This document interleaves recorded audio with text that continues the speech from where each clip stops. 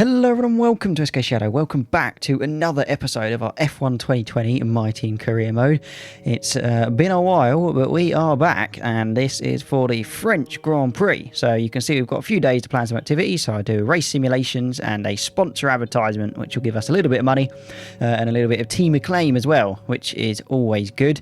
And obviously the race simulations will give a little bit more stats to our teammate. You can see we've got a few resource points to spend, so I decided to go for a DRS upgrade, which is basically just going to give us a bigger gap in our DRS. So whenever we got DRS, we will be that little bit faster.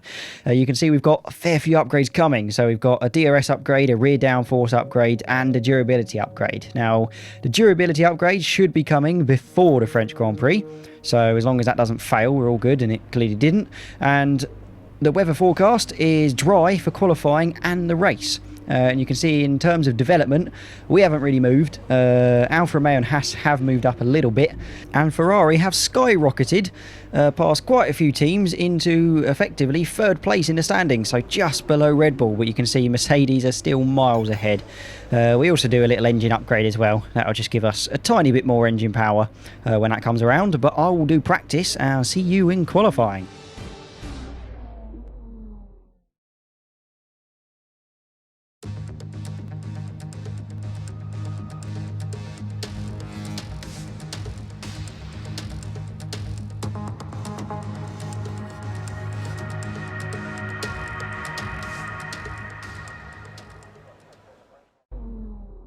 So we are into quali. Now, France is a track that initially I'm probably not going to be very good at, simply because it's one that I don't really practice a lot, because it's not the greatest track in terms of excitement.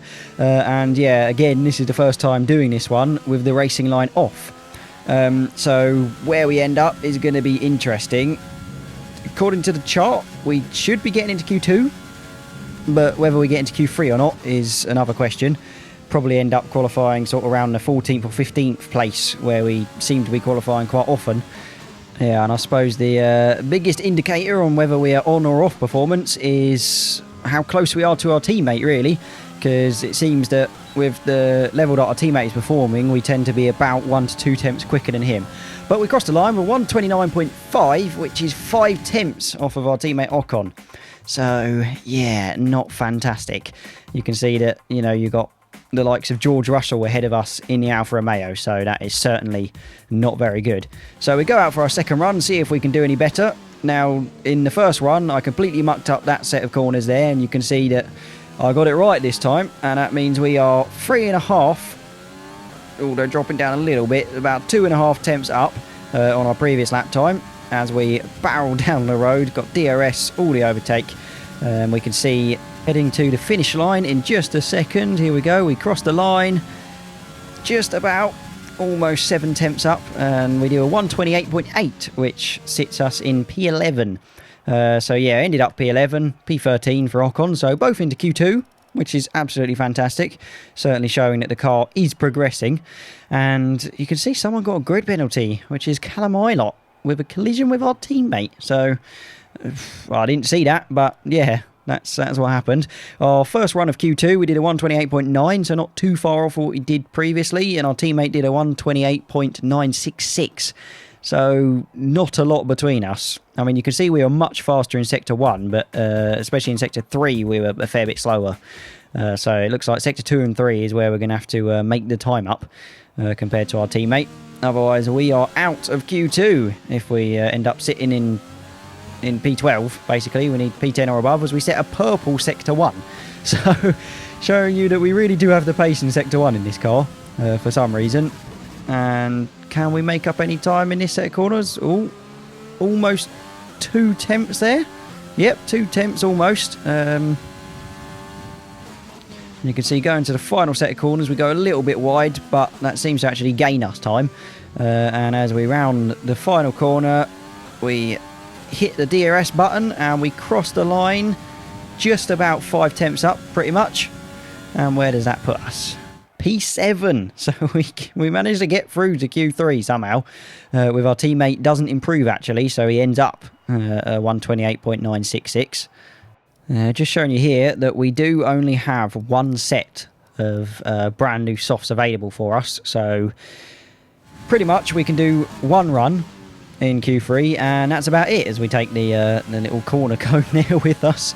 A little bit of corner cutting, nothing too major though. But yeah, like I was saying, we really need to make this particular lap count, because we don't have another set of softs. Again, purple Sector 1, as usual. Seemingly just have the pace in Sector 1 for some reason, not sure why. As Ricardo sets the fastest lap currently of a 128.0. Bear in mind we were getting 128.9s the majority of the time.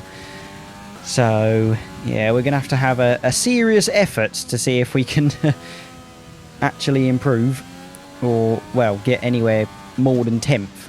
And as we hit the DRS button for the final straight, we cross the line in just a second with a 128.692, which is enough to put us 9th, so I'm not complaining. 9th is very good to go into the race.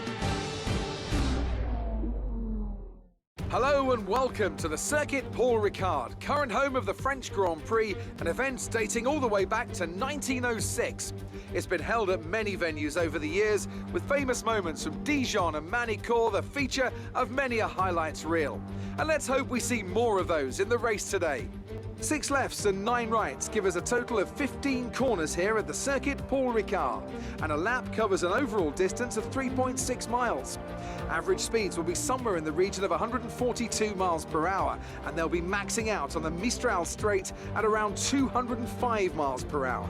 Off the back of a fantastic qualifying session, it's time to see how our starting grid looks for today's race. Lewis Hamilton lines up on pole position, and Valtteri Bottas will line up alongside. Looking at the rest of today's grid, we have Ricciardo, Sainz, Charles Leclerc and Gasly, Verstappen, Norris, the engineer, and Sebastian Vettel, Hubert, Kvyat, Sergio Perez, and Ocon, Russell, Albon, Lance Stroll, and Nick de Vries, Giovinazzi, Magnussen, Latifi, and Callum Island.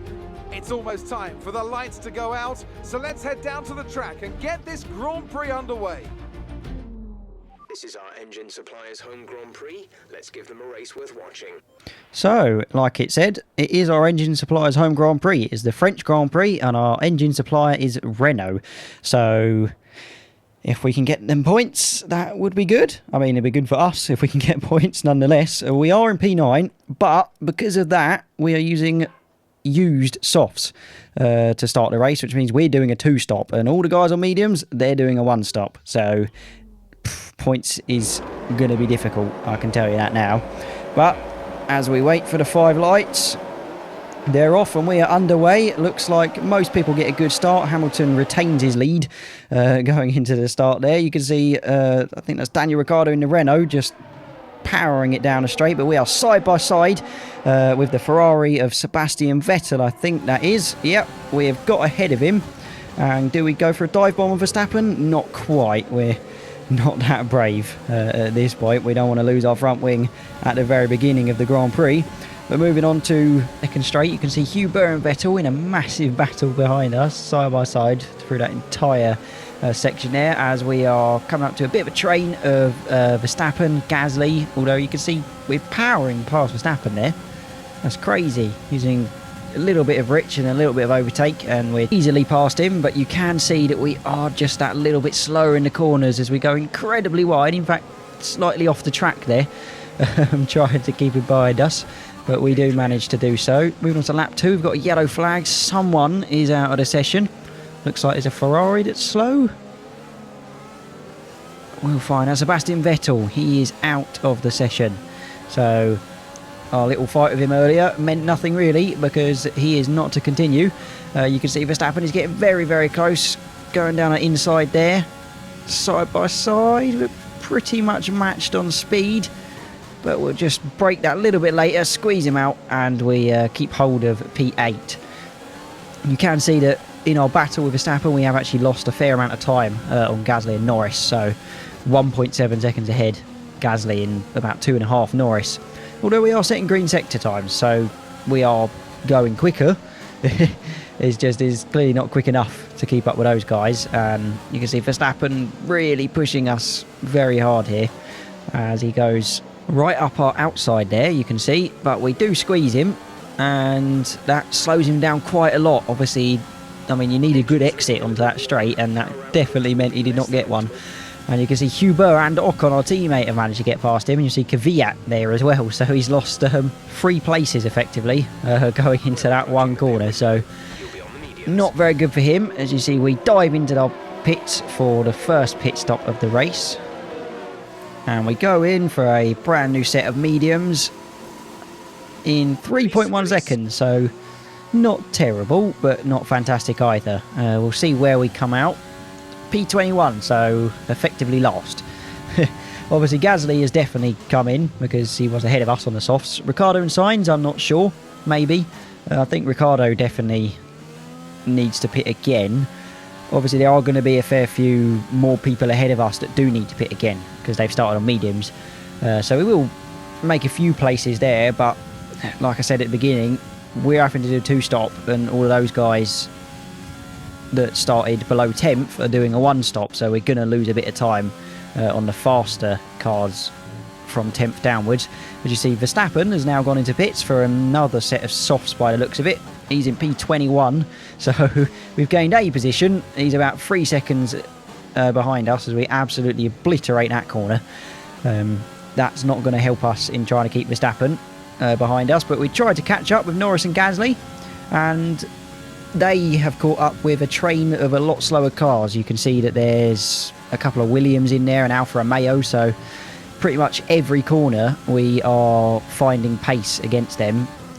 I mean, 1 lap ago we were 3 seconds down, now we're 1.5.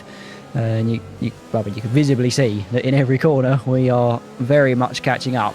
We're set a green sector time, so we are getting quicker, and about 1.1 behind Norris now. And you see, saw a little flash at the top there that Esteban Ocon is out of the session, so our teammate, the one time where he could probably get some decent points, he is out of the session, out of the race, which is a bit disappointing. You see Norris going for a move on Ilott, gets it done way before any sort of braking zone, so that was quite an easy move from him.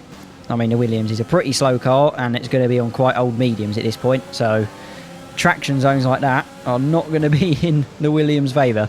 You can see we're getting really, really close, but we don't quite have the traction to stick it around the outside there. Can we get close enough to go for a dive bomb? Maybe. We just decide to send it straight up the inside of Ilott there, locking up, but doesn't matter too much because we are ahead. We have the DRS as well, so that allows us to try and catch up with Norris as we also send it past him, as you see, testing the limits of the track there and squeezing him behind us, but we have got ahead. And you can see we're going for a move on the other Williams here, and we're on the wing camera. You can see just how close we get before we dive off to the right, maximising the slipstream there. You see we're way ahead, pretty much doing a Norris there. So with other guys pitting and us doing a little bit of overtaking, we are back into P7. So Gasly ahead of us, Ricardo ahead of him, and obviously the game is just keeping Norris behind us really. If we can get past Gasly, even better, because I think he's got to do another stop as well. But you can see moving on to lap 14, the McLaren of Norris is side by side with us as usual. There's always a bit of a battle between us and the Renault-powered McLaren. Weirdly enough, not so much with the Renaults, as there's a bit of an accident there. We'll see a better view of that in a second. Here we go. So he decided to just send it down our inside, and there was no space for him at all, and we were way ahead of him going into corner, so I don't know what he was planning there, but that has ruined his race. And we go into the pits for our second stop, so we are putting on a brand new set of the white striped tyres, also 3.1 seconds, so both stops exactly the same time. Where are we gonna feed out? P16, so not terrible. Got Latifi behind us, so I mean Latifi's not an issue for us, he's not going to be quicker. Albon ahead, we might be able to make up 5 seconds, I don't know. The main thing we've got to worry about is his teammate Verstappen behind us on the same tyre as us now. And well, you can see lap 18, he is absolutely flying. We're using overtake Amrich, but it's not good enough. That is mainly because if you look at the bottom right, you can see that little yellow icon. That is saying that our engine is very worn. I mean, you saw Verstappen make a huge lock up there, but there's just not enough space to make anything of that. But yeah, our engine is very worn. I think our internal combustion engine was about 70% worn, which means on actual horsepower, we are a fair bit down on what we should be. Don't know why, it just seems France and Austria really, which is annoying because our next race just kills parts on the car for some reason, I'm not sure. You can see behind us, P16 is Hamilton, so I did check on the timing screen and he had to pit for a third time, I think, for a new front wing. I don't know why. I mean, he must have had some sort of accident, but he's about 8.5 seconds behind us. I wouldn't be surprised if we are seeing him near the end of the race. I know he doesn't have long to catch up, but this is Hamilton on brand new softs in a Mercedes. It's going to happen. You can see lap 23, we have caught up with Albon. Can we get a better exit? We get a little bit of wheel spin there, but Rich and overtake, even with our damaged engine, seems to be just about enough to pull ahead. And we have made the move. He's still down our inside there, but we do manage to cover him off. And that is us up into P14. Now, Russell should be pretty easy to get past. He is in an Alfa Romeo. Do we have enough power to send it? Not quite. We have to back off a little bit there because he decides to go incredibly slow. Can we do the same as what we did with the Williams? Can we get past him here? Using Rich and overtake. And we do it not quite as quickly as we did on the Williams, but we managed to get past him there. He's still right behind us though, and as I was saying earlier, we are not the quickest in that little section. Next up is De Vries, and we're going to send it down the inside going into that corner. He's covered it off, but we managed to stick with it anyway, and he had to back off, and we are through into P12. Next up is Verstappen, which, not going to lie, we've got one lap. It's not going to happen. And ahead of him is Stroll. But behind us is Hamilton with the fastest lap on a bit of a rampage to try and salvage some points. And he is a 10.5 behind us. I mean, he's slowed down a little bit there, but he is right behind us. We've got one lap to try and keep him behind us. You can see on lap 27, we're in the second DRS zone. He is flying, but overtake seems to be enough. We've got to try and cover him here though, because you get a pretty decent slipstream coming up to this set of corners, and he is going to be quicker in the corners as well, because obviously softs are a much grippier tyre than the hards we're on. And he's going down our inside. We give him more than enough room, but he just backs off for some reason. I think he didn't want to do a Lando Norris there. And he's still behind us, moving on to the very last corner of the lap. We slow it right down so we can get a pretty good exit. We don't have any overtake or Rich left, so it's just a drag race to the line. You can see just how fast he's coming up. And we did actually make it. We managed to stay ahead. P12. So one more lap and he would have been ahead of us. But you can see just how close it was. There was, well, ours was 0.705 turn of time and his was 0.746. So effectively he was 0.04 of a second behind us. And if you look at a thumbnail, you'll see just how close that was. But yeah, annoyingly, no points for us. Would have been nice, but strategy just meant we couldn't do it. Our teammate obviously out of the race. Not fantastic. But yeah, hopefully we can get points in Austria. So make sure to be subscribed for that. And other than that, that's it from me. Good night.